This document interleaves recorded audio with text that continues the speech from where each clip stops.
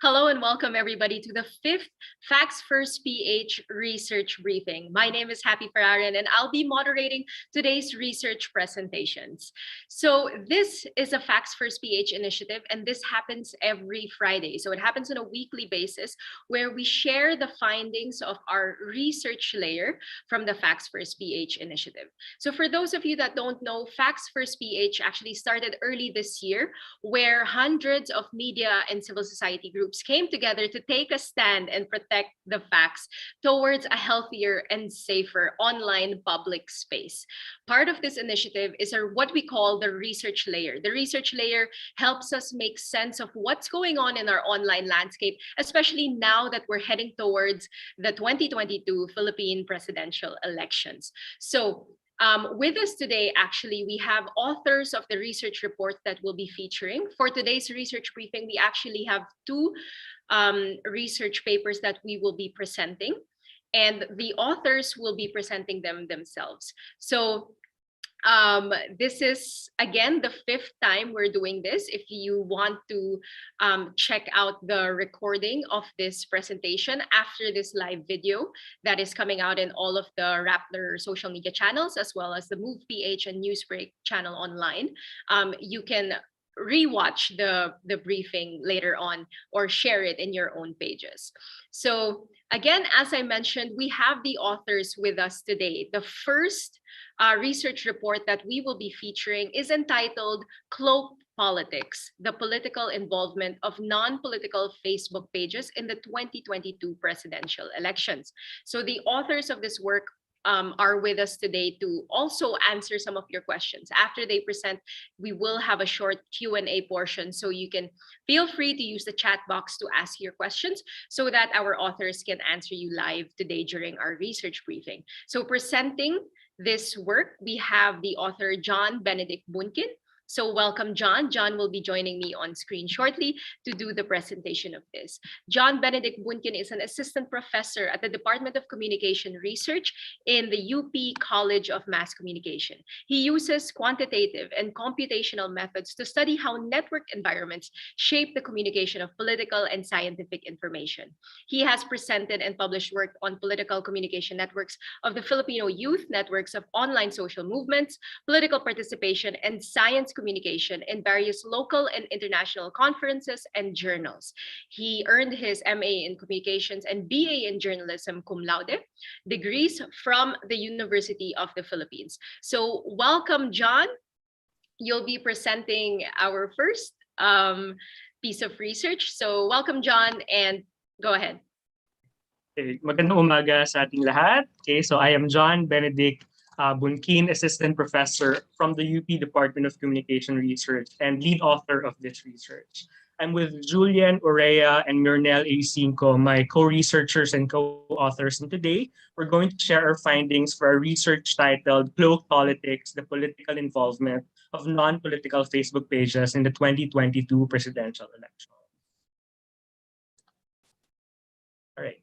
So our research is focused on Facebook pages and their political role. So currently, Facebook pages serve as one of our main sources of political information online. Sa mga Facebook page, nanggagaling ang marami sa mga balita at impormasyon na may kinalaman sa politika na binabasa at sinishare natin sa ating mga kanya-kanyang newsfeed sa Facebook.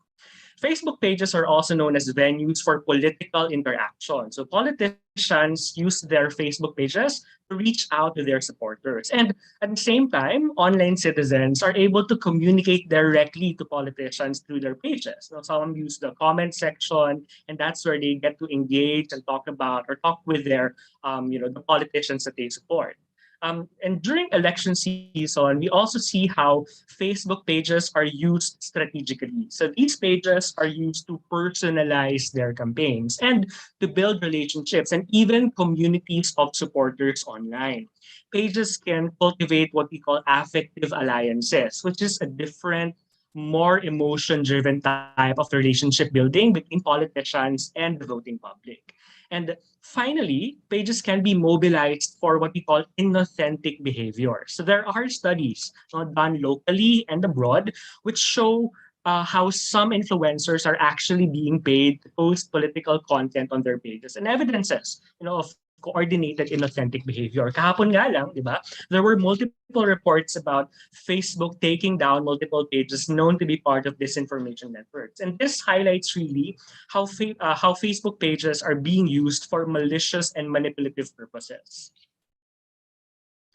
So our focus is on what we call non-political pages. Ito yung mga page na mukhang wala namang kinalaman sa politika o sa eleksyon. Isang halimbawa siguro nito ay yung mga Facebook page na nagpo-post ng mga hugot line o kaya yung mga inspirational quotation. Ayan. May mga pages din na nagpo-post about video games or gaming. And may mga pages din na they claim to be businesses or to be pages of certain services. Now, the role of these pages are, they're considered unique because audiences of these pages follow them for non-political reasons. Gusto siguro nila makita yung inspirational quotes sa mga newsfeed nila. O baka naman interesado sila sa gaming, ganyan, o kaya certain hobbies, kaya nila like nila yung page na ito. So these people are not really anticipating political content. They're not expecting to see a post about political candidates or about the elections. And since these followers are, again, not really expecting such type of content, we can expect that the following of these pages are more diverse.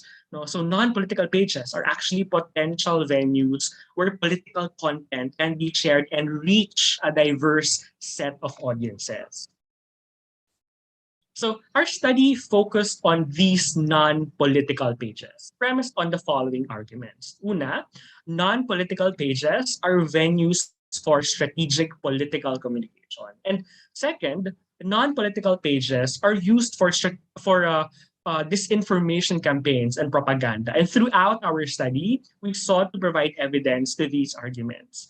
We also argued that the seemingly neutral interface of non-political pages serves as conducive channels for coordinated sharing of election-related propaganda and disinformation, reaching millions of otherwise disinterested and non-partisan audiences. So our data came from a set of 2 million plus Facebook posts posted from May 1, 2021 and January 31, 2022. And we collected this using CrowdTangle, a social media listening tool from Meta itself. Of course, we know that this is the parent organization of Facebook, and this data collection was actually done with the help of Rappler, who has access to CrowdTangle. And these posts were included in the data because, one, they contained names of political candidates and political parties. And second, they also contained generic election-related keywords and hashtags. So halimbawa, halalan, eleksyon, botante, election, hashtag election 2022, hashtag halalan, and other related generic election keywords. And the first big step actually is to pin down which posts and pages are non-political. So first, we limited our sample to Facebook pages that are based in the Philippines. Second, we only selected pages from what we call high volume categories. Ito yung mga categories na madami talaga yung posts, so nag-emanate. May mga categories kasi na isa o kaya dalawa lang yung posts. Maaring yung mga page na to mula sa category na mga yun ay nagpo-post lang incidentally. So pwedeng siguro part ng promotion nila sa kanilang page o kaya naman mina-mention silang pangalan ng kandidato na may kinalaman siguro sa proyekto nila, kaya nasama sila sa aming dataset. So we don't want that. Kung gusto nating makuha yung high volume, actual regularly posting pages, and we used categories or page categories as an initial filtering layer. Okay, so on the right side of the screen is a listing of the categories that had high volume of posts in the dataset. So next is we identified which categories can be political or non-political, or from which categories can we expect political or election-related posts versus non-election-related posting. So the highlighted ones on the right are what we labeled as non-political. And we didn't include here categories referring to generic content creators like blogger or kaya person, because it's possible for them to be using their pages for political advocacy. So they're free to use these pages kasi for whatever purposes they might want to use their pages for. It could be for their advocacies or again, the content that they're producing. And finally, we retained pages with names and descriptions not containing election-related terms. So we excluded or tinanggal namin yung mga page na may mga pangalan ng politiko or political candidates, no, mga pangalan ng political parties. Tinanggal din namin yung mga pages na may mga words related to the elections, words related to news, at saka democracy, all of these political concepts that are included in their page names and page descriptions. All right, so after multiple layers of filtering, we were left with a sample of 40,556 Facebook posts from pages that appear non-political. So they come from pages that are from non-political categories, and they do not contain political words in their title and description.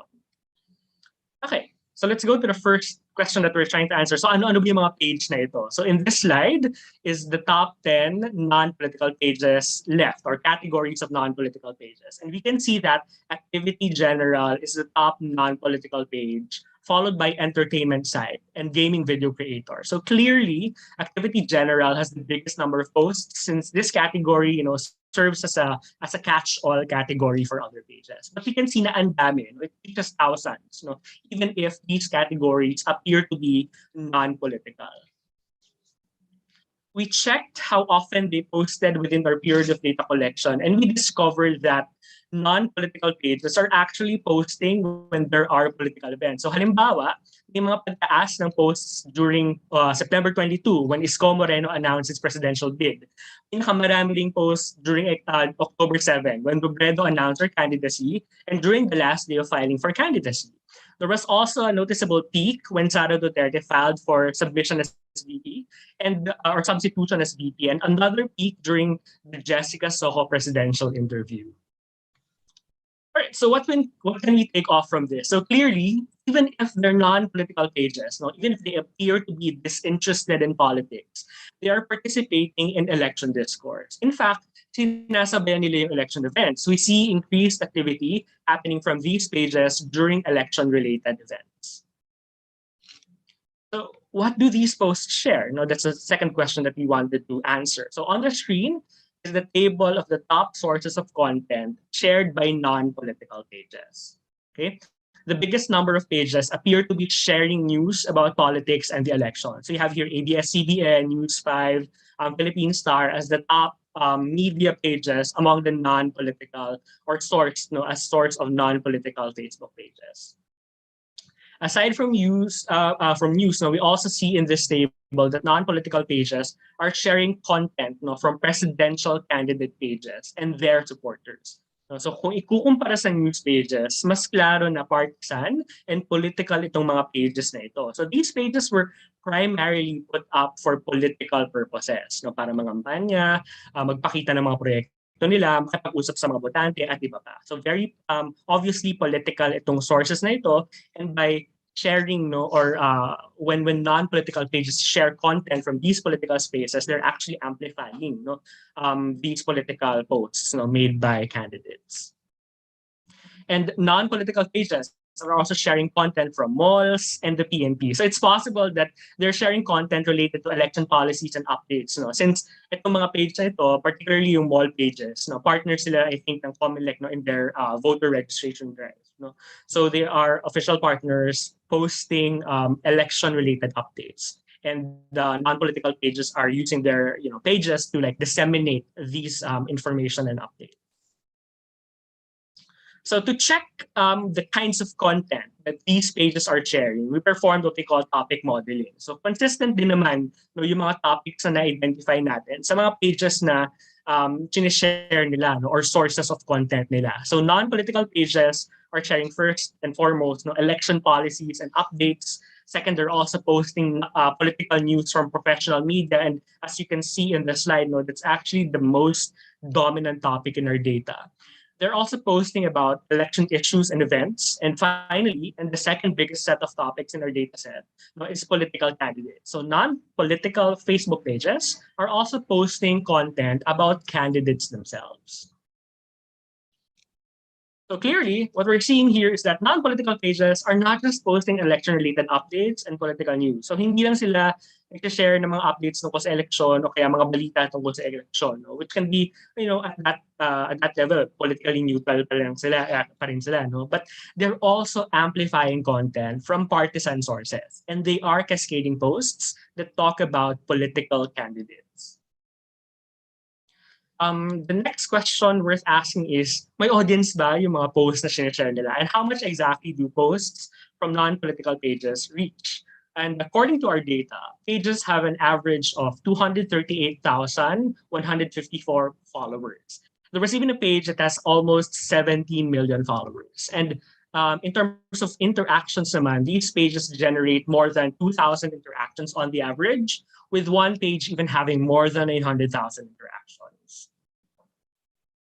When looking at posts shared from official and unofficial candidate pages, we see that pages related to Robredo actually has the most number of posts shared by non-political pages. But in terms of interaction, non-political pages by Pacquiao generate the highest interactions, possibly due to his large, number of supporters outside of the Philippine elections, so given his identity as a boxer. During this period then nag-hold din ng boxing match, which is probably why there's a lot of interaction or shared posts from unofficial pages. You can also notice that the absence of posts shared by non-political pages from unofficial Lacson pages. Posts shared from official Lacson pages also generate the least number of interactions. When looking at page data, we see that Moreno actually has the most number of pages sharing content from Moreno-related pages, both official and unofficial. But looking at followers, pages sharing content from Lacson official pages have the highest average number of followers. So interesting to note here is the fact that Lacson-related pages have the lowest number of interactions, but with the most number of followers. There's also a lack of posts from unofficial Lacson pages, as shown in the previous slide. So what are we saying here? So content from partisan sources, both official and unofficial candidate pages, can reach and be engaged by a vast number of active audiences as they are shared from non-political pages. So hindi pa tayong audiences nila sa non-political spaces. They're able to generate good engagement metrics and they can reach a lot of people. People are commenting, or people who are followers of these non-political pages are commenting on political posts. They're engaging non-political posts. And given the numbers, malaki yung possibility they're reaching a lot of diverse audiences. The last question that we wanted to answer was how non-political pages are being used for disinformation. So first, we found evidence of what we call coordinated link sharing activity. So ito yung halos sabay-sabay na pag-upload ng parehong link o post ng marami at iba't ibang pages. Ang clue natin dito para masabing may coordination na nagaganap ay una, konti o pare-pareho yung post na sinashare nila. Pangalawa, maraming beses siya sinashare. Pangatlo, maraming page yung nag-share. At pang-apat, within a short period of time, sinashare yung post na ito. So ganun kabilis, kumbaga upon posting, sabay-sabay, within a certain period or short period of time, na-share yung post. And as we can see in the table, we find that there are a lot of coordinated link sharing that's related to Lacson. So maraming non-political pages na nag-share ng maraming beses, pero konti o pare-pareho lang yung link na share nila. At sinishare nila ito within a short period of time. Another indicator of coordinated activity is coordinated posting of content. So dito naman, gusto naming makita if may coordinated posting bang ginagawa yung mga non-political pages. And we did this by simply checking the timestamps and seeing which timestamps had the largest volume of posts simultaneously updated or uploaded. And as you can see in the table, yung top one natin, may 51 posts, again, sabay-sabay in-upload noong September 29, 2021 at exactly 11:42:56 a.m. down to the seconds level, sabay-sabay silang in-upload. Which is not really realistic. These are unique individual pages managed by individual people. So when we check what exactly these posts are, yung laman ng mga posts na sabay-sabay in-upload, we found that in this list, ito sa top 10 na ito, 9 out of 10 are actually related to Ping Lacson. Itong mga page na ito, sabay-sabay nagpo-post ng exact word-for-word content in support of Panfilo Lacson based on the content that they share on these pages. Another practice that we're able to observe is what we call disguised propaganda. So sa Facebook, ang isang page ay merong page name, page description, at username. So disguised propaganda is evident among pages involved in disinformation networks and coordinated posting, but they appear non-political based on page names and page descriptions.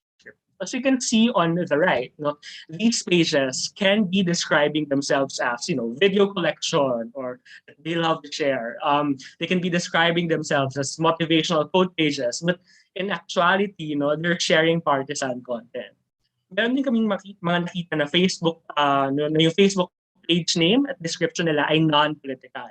Pero pag sinilip mo yung username nila, partisan or in support pala of a specific candidate yung page. So they appear non-political by calling themselves as gaming creators or music pages. And their page names are, 90s music, for example, o kaya good vibes, mga ganitong klaseng pages, or even their profile pictures depict as if they're gaming pages. But upon checking their content, we see that yung upon checking their usernames, we saw na they actually contain words or names, of specific candidates or political personalities. So they call themselves supporters of a certain candidate,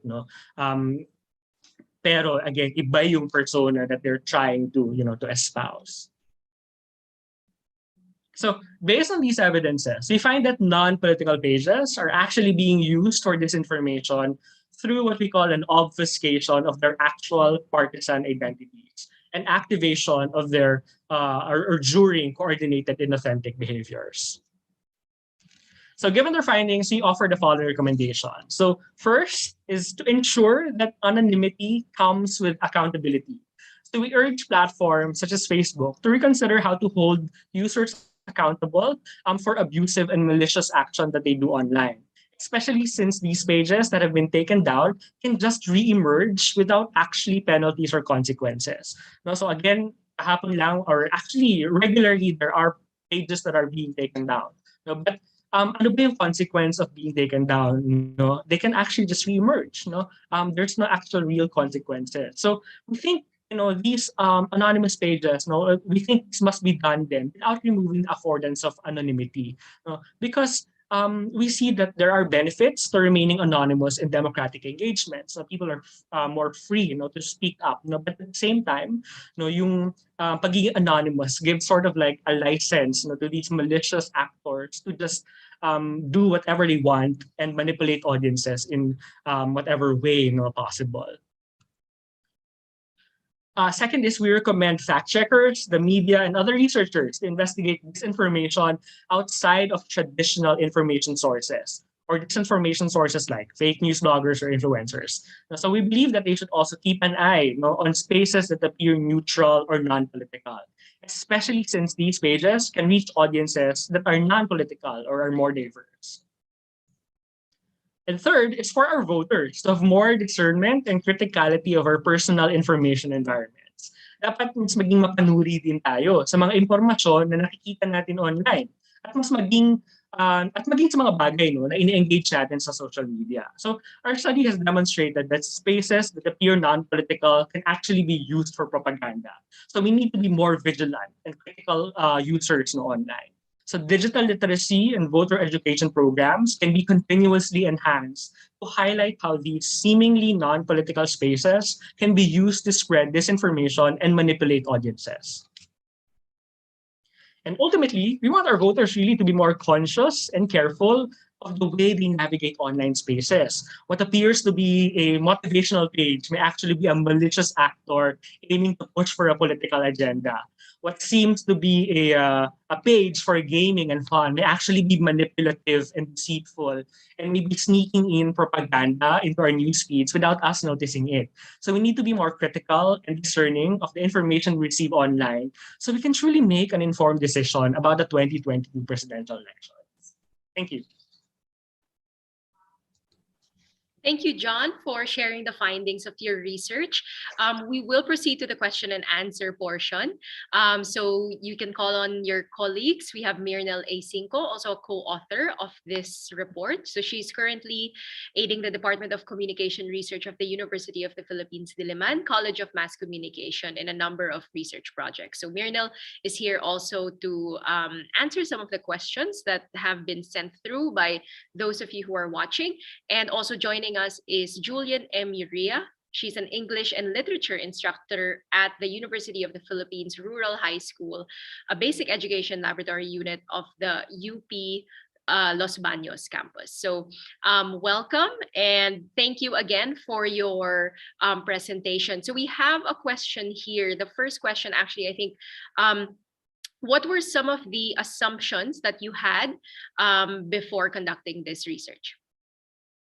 Right. Well, for one, it's possible that non-political pages or the pages are ano ba, they incorrectly label themselves. No, so possible kasi na since these pages are self-declared or the categorization, no, it's self-declared.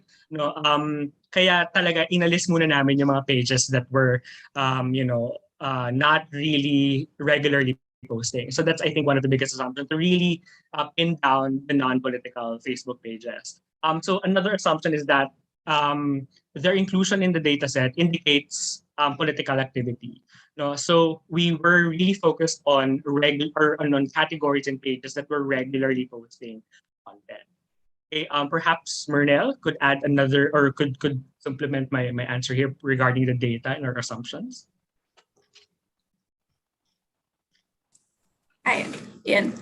For this one, I think we really wanted to, as we said, look at the political activity of the Facebook pages. So I think we came in like, syempre mayroon naman tayo like assumptions na what I think we wanted to look at if coordinated nga yung how they post, diba? So parang in a sense, we wanted to look for authenticity because I think we've discussed this as researchers na parang it's not bad, diba, for FB, for non-political FB pages to actually share support for a candidate, diba? But I think we draw the line na parang if it's coordinated and inauthentic, because that means meron ng malicious or bad actors. So I think that's also one of the assumptions na parang we wanted to find if that was present in our data. All right, just a follow-up to that, there was a question here that was asked by one of our participants inside the Zoom room. She's asking about coordinated commenting. So you talked about coordinating posting, like posting at the same time. How about sometimes, di ba, may pinopost tapos dinudumog ng mga comments sabay-sabay and sometimes pare-pareho yung sinasabi. Do you have any findings on that coordinated commenting? Right. For coordinated commenting, I think it would be difficult for researchers in general to like look for those kasi coordinated commenting or commenting in general is enacted by private or individual accounts. Ang access lang kasi natin ngayon sa Facebook data ay yung pages or even groups, no, not actually personal accounts. So there are evidences of coordinated commenting, but unfortunately for researchers like us, it would be difficult to actually get hold and find concrete evidence of coordination among personal accounts. So far we're limited to page activity, Facebook page activity and Facebook group activities. Right.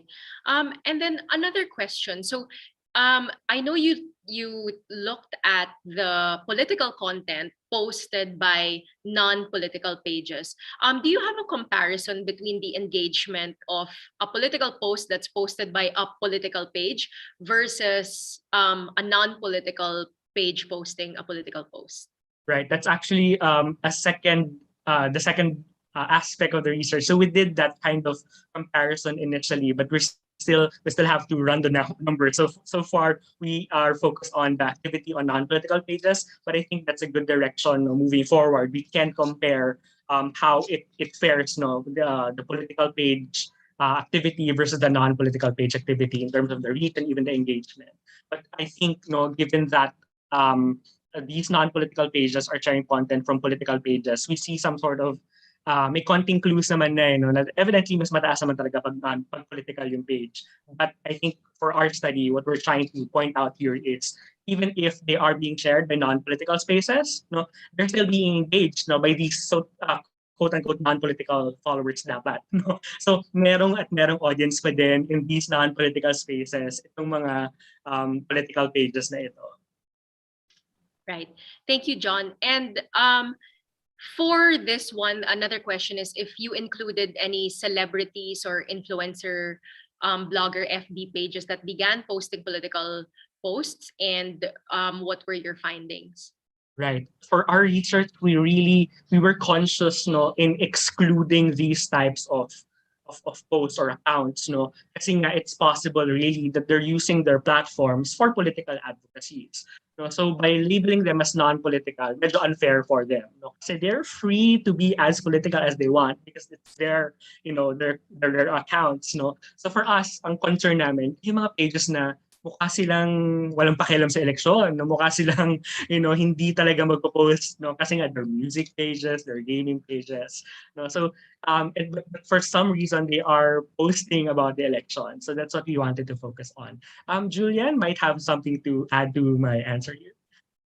Yeah, thank you, Sir John. So regarding that, no, very aware kami, very conscious kami about excluding yung mga celebrities, known celebrities or identified celebrities supporting specific candidates. Kasi yun nga, parang when we talk about the ethics, I guess, of supporting a candidate and canvassing for votes for a candidate, debatable pa whether or not it's paid for or organic yung support. Debatable pa if it's ethical. Pero as for these non-political pages, especially those whose identities are obfuscated, unclear, anonymous, no, mas concerned kami doon kasi nga very deceptive, very manipulative yung coordinated postings, yung posting behaviors nila in general. So I guess the study wanted to focus on the existence of these non-political pages because of that. All right. And last question for the three of you, any of you can answer. I'm just curious, do you see any opportunities, probably, because right now your study focused touched on how disinformation was spread using these channels. In reverse, do you see an opportunity for channels like this to kind of help in terms of spreading factual information? Right, definitely. No, I think in our topic models, we've shown that, and even in our analysis of the sources of these pages, we've seen that most of them are actually sharing official content or official updates from trusted sources, from mainstream media sources. So, and given the reach, given the engagement that these posts are able to generate, malaki ni role din itong non-political Facebook pages in mainstreaming facts, in spreading truth or factual information in our political information system online. So aside from them being used for manipulative purposes, there's really that opportunity for them to be mobilized into spreading facts, and trusted information. All right. So thank you very much, John, Mirnil, and Julian for joining us for the first part of our research briefing. Very interesting to learn about how non-political pages are actually using their pages for political activity. So very, very insightful kasi things are moving so quickly in our online landscape. Parang we're not able to think and reflect. So thank you for sharing your insights and findings from your research. And for those of you that are interested, Rappler will be publishing the findings of this after this research briefing. And then this research briefing will also be available to rewatch because this recording will remain online. So if you want to go back to any of their slides, you can do that and you're free to share that as well. So again, thank you to the three of you for joining us this morning. We move on now to the next part of our research briefing. So as mentioned earlier, I said that we have two featured works today. So that was our first one. So for our second one, we have the work entitled Mixing Socio-Political Identities, a Strategy to Reach Other Political Groups. So we have with us today one of the authors of this work, and she will be presenting. And again, we invite any of you to, so for those of you who are watching, you're free to ask questions, because after this, we will be having our question and answer portion with the research authors. So with us today is Professor Marissa Liponhay. She is a physicist who works at the Access Laboratory of the Asian Institute of Management as a lead data scientist. Her research field interests include complex systems, machine learning, and forecasting. And she will be joining me on screen right now to give her presentation. Welcome, Marissa. So I think mali pala yung sinabi kong title. The title is Reaching Out, Exploring the Use of a Competitor's Hashtag on Twitter. So I'm sorry about that. Go ahead. No worries. Good morning, everyone. So I'm going to present our work. Okay, let me just read our title. Our title is called Reaching Out, Exploring the Use of a Competitor's Hashtag on Twitter, Mixing of competing hashtags on Twitter amid the 2022 presidential elections.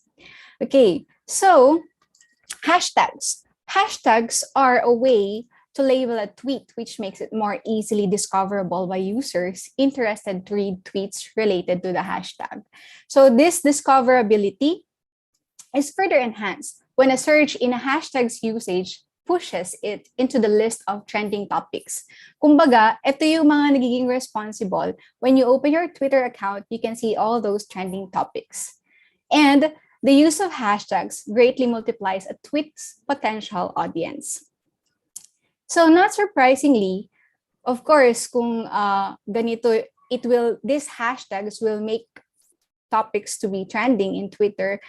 It will not be surprising that groups and individuals will use hashtags to promote their cause, especially for the upcoming Philippine elections. So indeed, some hashtags mirror the competition in the election itself. So for example, hashtag Lenny Duwag, here, I place it here, Lenny Duwag, and Marcos Duwag are being used. Okay, so we could deduce, looking at Lenny Duwag, hashtag Lenny Duwag, that this hashtag labels tweets against presidential candidate Lenny Robredo. And for simplicity, this same hashtag Lenny Duwag will benefit her main rival presidential candidate Bongbong Marcos. So this hashtag, however, hashtag Lenny Duwag, comes in pair with Marcos Duwag, hashtag Marcos Duwag, so which can be deduced to be against Marcos and in favor of Robredo. These two hashtags are then considered as a pair of competing hashtags. So in this work, we collected 386,814 public tweets containing political hashtags that are pairs. And then we collected from January 15 to March 16, 2022. And these are the pairs that we looked into. Hashtag Lenny Duwag and hashtag Marcos Duwag, hashtag Let Lenny Leave and hashtag Let Lenny Lead, and then hashtag Solid North and hashtag Solid Snort. So for each hashtag, we identify by looking at the hashtag itself, whether it is a pro-Marcos or pro-Robredo hashtag. We then assign a user who tweeted something with that hashtag to be a pro-Marcos, to belong to the pro-Marcos group if all their tweets in the dataset contain only pro-Marcos hashtags. Okay, as long as meron kang hashtag na pro-Marcos, we will put that user into the pro-Marcos group. Similarly, a user is assigned to the pro-Robredo group if all their tweets in the data set that we collected contain the pro-Robredo hashtags, which are these hashtags. Now, if a user has a tweet that has both pro-Robredo and pro-Marcos, we put them into the group called mixed. Okay, so we found out that 72% of our collected data belong to the pro-Robredo group, 11% or around 12% belong to the pro-Marcos group, and around 9% belong to the mixed group. Okay, I hope it's clear so far how they were grouped. They were grouped according to the hashtags of their tweets. Now, we can see that here, the mixed tweets actually have only a very small or very the smallest number of users, yung y-axis natin, number of users, compared to the two exclusive groups. However, despite the lowest number of authors or users in the mixed group, we can see that the daily volume, I think my screen is cut. So the daily volume of tweets from this group is comparable to the volume of tweets coming from the other two groups. In fact, ito, if you can see yung green yung mixed, yung blue yung pro-Lenny group, and then yung red is the ProMarcos group. So we can see that pinakamataas yung volume ng mixed group. Okay? Number of tweets ng mixed group. This means that kahit na konti lang yung users, madami silang tinutweet. In fact, we found out that around almost 20, nasa 18 tweets per user yung nasa mixed group. So yung mga members ng mixed group, they're tweeting around 18 tweets per user. Tapos yung mga nasa pro-Lenny and pro-Marcos group, they're only tweeting less than 5 tweets per user. So interesting, no? Kasi bakit ganun? In the mixed group, konti lang sila, pero they are tweeting a lot. And then they are mixing the hashtags. So parang nawawala yung idea natin na okay, pag nag-share siya ng hashtag, sinusupport niya yung candidate na to. So we will explore that further later. But as we further separate the tweets into the specific hashtags, we can see here that the ratio contained in each group here, pro-Robredo, pro-Marcos, and mixed. Okay? Makikita natin na yung Let Lenny Lead dominates the hashtags in the pro-Robredo group, yung blue one, while the hashtag Lenny Duwag dominates the hashtags in the pro-Marcos group in terms of volume. Okay? Now, we look at the other tweet parameters. So, we investigated a common speculation that most of the Twitter accounts involved were only created recently para i-boost yung engagement ng mga partisan tweets by exploring the age of accounts. So, we look at the age of the accounts, meaning the number of years from the date of creation of the Twitter account. Para tingnan kung tama ba tong speculation na to na maraming nag-open ng bagong account para lang i-boost yung tweet ng presidential candidate nila. Okay. So, we also looked at the influencers, or basically yung definition namin ng influencer dito is accounts with more than 100,000 followers. So, mega influencer. We also looked at the reference tweets. These are the tweets that are reshared and serve as sources of information. Okay, so here we can see that the average age of the account sa Pro-Robredo group is 6 years. Sa Pro-Marcos group is 4 years. So not very young, but not old. However, if we look at the distribution of the ages of the accounts, well spread naman, nasa minimum is 2006 for Pro-Robredo and Pro-Marcos nasa 2017. Amazingly, if we look at the influencers, yung Pro-Robredo group, they have around 12,220 users that have 100,000 followers. So 12,000 yung mega influencers. But in the Pro-Marcos group, nasa 104 influencers lang sila. Again, our definition of influencer is more than 100,000 followers. Okay? And finally, we look at the reference tweets as sources of viral posts. So we look at posts tweeted in these groups. Pag sinabi natin viral, greater than 4,000 yung retweets niya. So, and then we found out that sa greater than 4,000, yung tweets na naging viral, nasa 11 lang yung sources nila. Or basically, 11 yung nire-retweet. 11 unique tweets ang nire-retweet. And then, sa Pro-Marcos group, isa lang. Isa lang yung sinishare ng lahat ng nag-viral na tweets. Okay? So, these findings are still inconclusive if we can disprove the speculation na yung average account very young or nag-open ng mga bagong accounts para mag-boost ng tweets. This is inconclusive kahit na makita natin na it's not too young because it still require a more in-depth study because the distribution is not also symmetric or hindi siya uniform. So, okay, next let's move on to the level of tweet engagement. So again, let me just define. Okay, this is a sample tweet I got from Twitter. I removed the account name for privacy. Okay, ito yung mga level of engagement na measures. We have 120 retweets, 334 quotes, and 4,000 plus likes. So retweet basically is the reshared source tweet. Tweet din siya pero ni-reshare. But without additional new information. So kumbaga, ito lang, kung i-retweet ko to, i-retweet ko lang as is. Wala akong idadagdag. Ang quote naman is similar to retweet. However, meron ng additional new information. So parang sa Facebook, right? If we share something, we can write our own comment or our own thoughts about it. But if reshare, diretso lang na i-reshare siya. I mean, if retweet, diretso lang siya na i-reshare. Likes, it's the same with likes sa Facebook.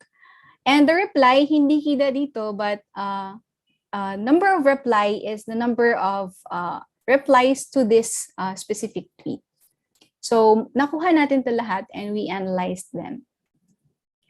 Okay? So, we plotted the level of engagement. So, these are the number of tweets, number of replies, number of quotes, and number of likes for the different groups.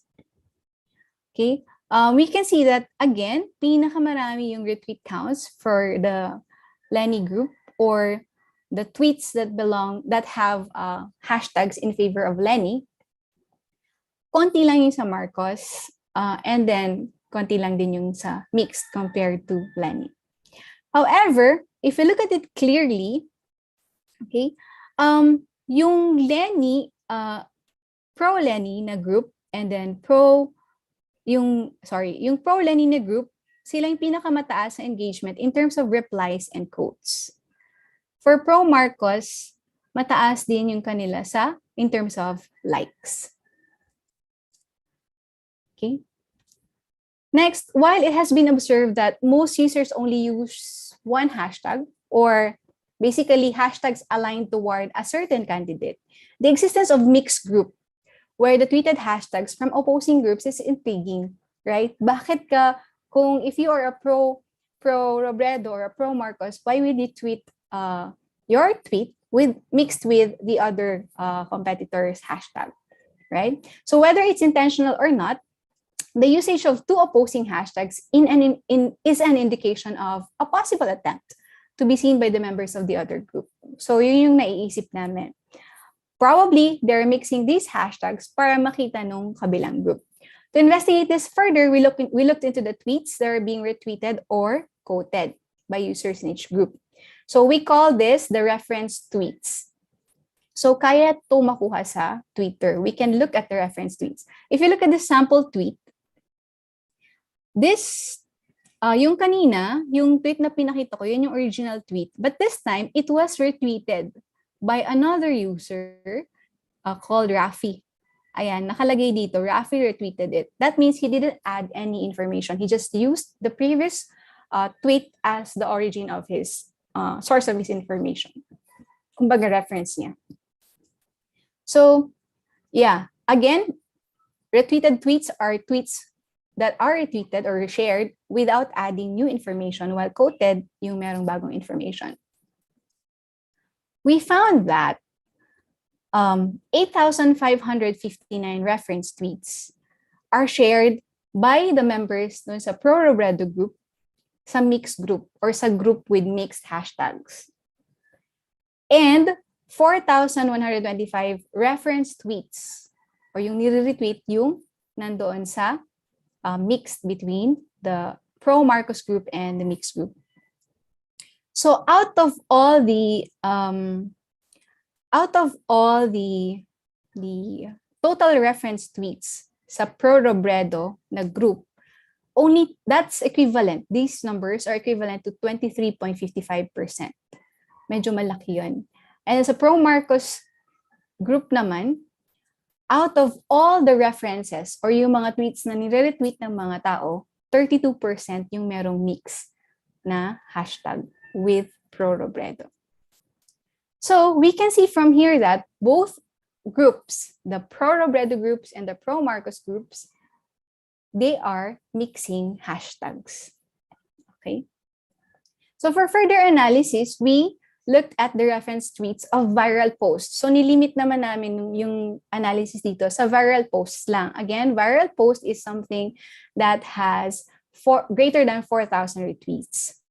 So we look at the viral post and check kung ilan ba yung nire-retweet doon or reference tweet nila, or ilan doon yung origin of the source of, or ilan doon ang source of information nila. And interestingly, we found that there are only 11 unique tweets sa pro-Robredo group. Okay? Na-share, na nag-viral. So 11 lang yung reference mo. Kumbaga, yung lahat ng tweets na nag-viral, 11 tweets lang yung responsible para doon. And we look further into it. We look at it, and ito siya. The purpose, kasi we want to explore the purpose of mixing hashtags na both pro-Robredo and pro-Marcos. So we look at this three of the 11 unique tweets, and ito yung nakita namin. They're all positively advocating for Leni. So this suggests that Robredo supporters seem to attempt to spread the positive aspects about her to the supporters of Marcos by using hashtags in favor of Marcos. So minimix nila yung hashtag for Leni and hashtag for Marcos, pero ito yung content. Okay, I removed the account name here for privacy as well. Similarly, if we look at the most referenced tweets among the viral posts in the group ProMarcos group, we saw only one unique reference tweet. Kumbaga, yung lahat ng nag-viral sa group na ProMarcos, isa lang yung reference tweet doon na responsible. And this is, ito yun. We tracked it, and this is that one. So now let's look at it. This is ProMarcos, Leni Duwag. However, if we read the content, hindi siya talaga pro-Marcos. Kasi it's saying that when their candidate backed out on all major presidential debates, we understand that this is like defending Leni, right? Doon sa hashtag Leni Duwag. So, but because of the use of this hashtag Leni Duwag, naka-classify siya na it is a pro-Marcos group. So, ang point dito is, we should not just rely on the hashtag, but we should look at the content. Kasi it's possible na, yun nga, iba yung content, tapos iba yung hashtag. So, we don't know if this was intentional or hindi intentional ng user na ma-tweet, malagay ito sa, hindi intentional na to increase the audience of Leni Duwag. So, we are not sure. Okay, there are other highly referenced tweets in ProMarcos group that we also explored and we opened. We traced it and we opened. And we saw that these tweets are also advocating for Leni. Okay, so if we look at this, hashtag Leni Duwag, this hashtag is in favor of Marcos. However, the content is not really in favor of Marcos, but somehow it's defending the choice of Leni not to join the presidential debate. And this other one, it's about Calyodi. So, this tweet is being retweeted doon sa mga mixed hashtag, these two tweets. So again, it doesn't mean na yung kaparehas, yung pro-Marcos or pro-Robredo na tweets, kung positive siya in favor of the candidate, it doesn't mean na automatic yung content nun is for the candidate as well. So, our conclusions is that yung supporters for both camps are actively mixing hashtags. Okay, the viral posts in the ProRobredo group have only 11 reference tweets. That means 11 tweets lang yung responsible for the viral posts with more than 4,000 retweets. And then isa lang yung reference tweet or origin of information ng ProMarcos group. So on the mixed hashtags naman, out of 11, 9 yung reference tweet ang nami-mix with the other hashtags in favor of the competitor. For the ProMarcos group, isa pa din yung nami-mix with the hashtags in favor of Robredo. So, finally, positive contents of most common reference tweets for Robredo possibly imply a strategy to reach out to the exclusive echo chambers of Marcos supporters. So that's why probably ito yung idea, motivation nila to mix. It could be unintentional, but if it is intentional, it's probably a way for them to reach out to the audience that are pro-Marcos. And it's the same for the other group. So pro-Marcos could be intentionally using pro-Robredo hashtags para makita rin siya ng viewers or ng supporters ni Robredo. Okay, so what can we learn from here? So hashtag is kind of like a powerful tool at this age because we can make something trending with just the use of a hashtag. So, but we have to note that a hashtag may not immediately represent the content of the tweet. So for us, let us use hashtags well if you don't want to represent unintentionally something that you don't intend. I mean, if you don't want to represent something unintentional. And then for us too, let us not just judge immediately a tweet just based on its hashtags, but let us look at the content. Otherwise, if you just look at the hashtag, hindi natin babasahin yung content, we might be also spreading misinformation if once we retweet or reshare or quote the tweets. That's all for my presentation. Thank you. Thank you very much, Marissa, for sharing with us the findings of your research conducted over the use of Twitter hashtags. So my first question, I think, is in one of your slides, you showed that in the pro-Robredo camps, there were more, the engagement was typically the sharing of the tweet, while the pro-Marcos one was liking of the tweet. They had more likes. Likes and replies. Yeah, likes and replies. So what does that do? So if the sharing is supposed to reach out to, let's say, someone who is not a Robredo supporter, what do likes and replies do in terms of reach? Well, liking and sharing, liking and retweeting or replying, they're actually good measures of engagement. However, yung sharing kasi, the mere retweeting or requoting a tweet doesn't mean na marami siyang na-reach. So we cannot really conclude based on just the retweets.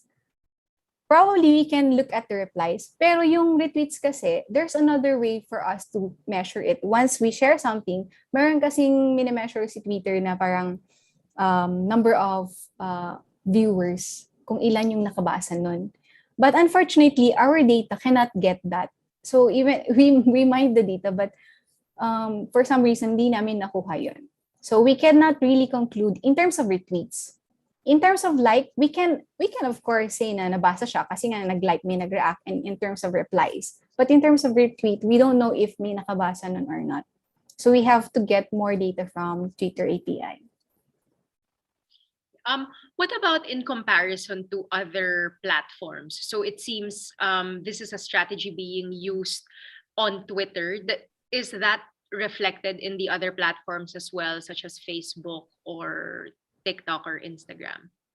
Yeah, so actually medyo same yung present din ni Sir John kanina, no. May similarities yung Facebook. In fact, we can also get yung sinasabi niya na coordinated inauthentic behavior. However, we looked at, instead of that, we also looked at yung ang tawag doon, yung lifetime of the tweets. But we did not, of course, report that anymore kasi kailangan din namin isa-isa yun. It's a lot of data. We have to zoom into those.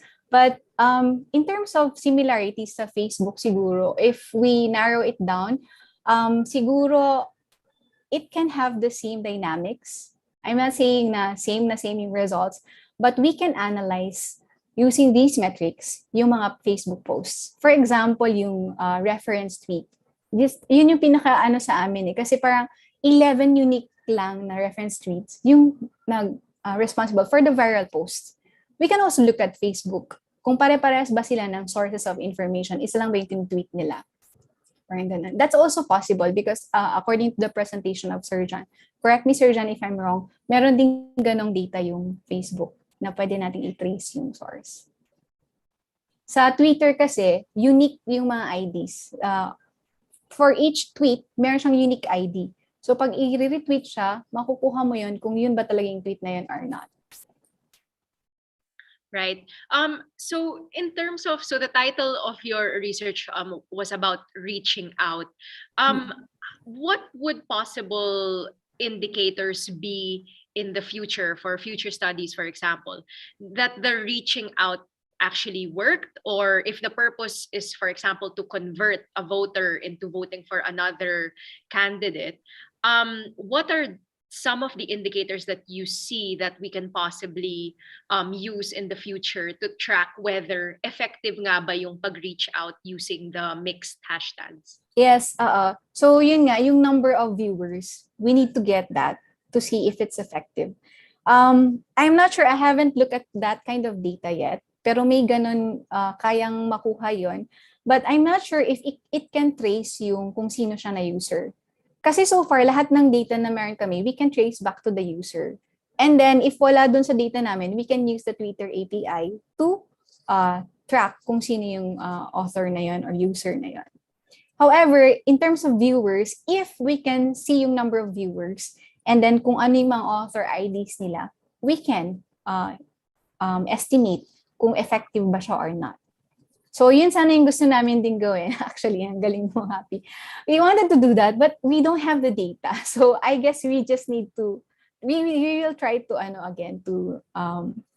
mine the data again through the Twitter API. Hopefully, makukuha namin. Pero may mga things talaga na hindi namin makuha. So we have to manually process the data para lang makuha yung gusto namin information.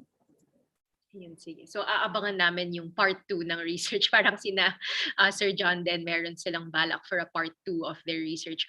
There's one question here also. Based on your study, do you have any conclusions as to political parties that have more organic tweets using the hashtags compared to coordinated tweets using the viral hashtags? So I think this one is asking about the authenticity. Na-mention mo kasi kanina yung how long the Twitter account existed, but that was inconclusive. But are there There are other ways to measure that.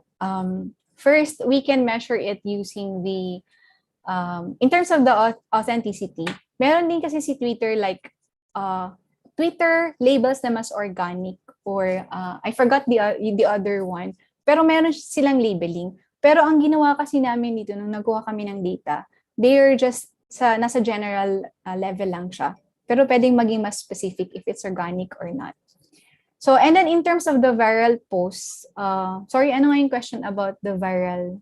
Kung inauthentic ba siya na coordinated? Yeah, so which political parties have more organic tweets using the viral hashtags versus coordinated tweets using the viral hashtags? Yeah, so yung part na yun, hindi pa namin siya masasagot ngayon at this moment because although may mga, let's say for example, meron kasi kaming plot ng distribution din ng number of retweets, clear talaga na yung say isang hashtag, meron siyang number of tweets na marami talaga siyang retweets, like around more than 6,000, more than 10,000, and then konti lang yung original source niya or the reference tweets. Unfortunately, we cannot say that that is inauthentic because when we look at non-political posts, ganun din yung signature niya. May signature din na ganun na pero mas marami lang yung sources of information nila or the reference tweets. Like let's say yung Odette PH, we tried to analyze it. Kung makita kung pares lang yung signature. May ganang signature kasi nasa dulo biglang tumataas bigla yung number of retweets. Ganon din kasi yung bagyo. So we cannot say that na inauthentic na yon or authentic yung for political parties. But I think what Sir John and his group, his team members did can be done. Like yung konti lang yung sources, and then sobrang dami yung nag-tweet, and then looking at the time they posted it. But then again, kung malaman ito na strategy na, okay, tinitingnan pala yung timing ng pag-post namin, baka ibahin din yung strategy, right? So it's a very complicated idea or topic to explore because it's evolving. Nag-evolve din kasi yung mga users once may na-discover din, right, as a group dynamic nila. So, yeah. So, we have to explore it further in terms of inauthenticity or not. But Twitter, if the Twitter data, they have this kind of labeling din na organic and something commercial. Okay. Sige. So, I think that's all the time we have for questions. Thank you very much, Marissa, for joining us and for sharing the findings that we had so far. This is really the purpose of the research briefings that we have for Facts First PH, because, you know, things are moving so fast. Like what you said, people are changing strategies, shifting strategies, sometimes iba-iba per platform yung strategy. So like today, we looked at what was happening on Facebook and on Twitter as well. So and we see that there are similarities and also differences between how these platforms are used to spread information about candidates. So again, thank you. And to all of you who are watching, we have another research briefing that will happen next Friday. So this happens every Friday at 10 a.m. So this is a good way to start your Friday morning, to listen and kind of learn. This is really for us to learn and gain insights on the fast changing online landscape, especially we have an election coming up. So thank you again to all the authors of the research reports that we discussed today. For those of you that want to rewatch or share, again, this will be available on all of the Rappler online channels, and you can rewatch and share. And for those of you that are interested to learn more about what Facts First PH is all about, you can check out our website, factsfirst.ph. Again, that's factsfirst.ph. And here you can see the fact checks that have been done through this initiative, how you can share these to your own networks, and also learning through our research layer, like what we had today, our research briefing, so that you can understand and make sense of what's going on. Facts First also has a legal layer, and they are in charge of doing the legal actions based on disinformation or harassment that happens in our online landscape. So you can find out more about that, again, using our website. You can also just follow the hashtag FactsFirstPH. If you are part of a group and you are interested in joining this initiative, you can email info@factsfirst.ph. So again, thank you very much, everyone, for joining us today, for watching live on our platforms, on the Rappler channels, and as well as our partner channels. Again, feel free to please join us, spread the word on what Facts First PH is all about. My name is Happy Ferrarin, and this was the 5th Facts First PH research briefing. Good morning.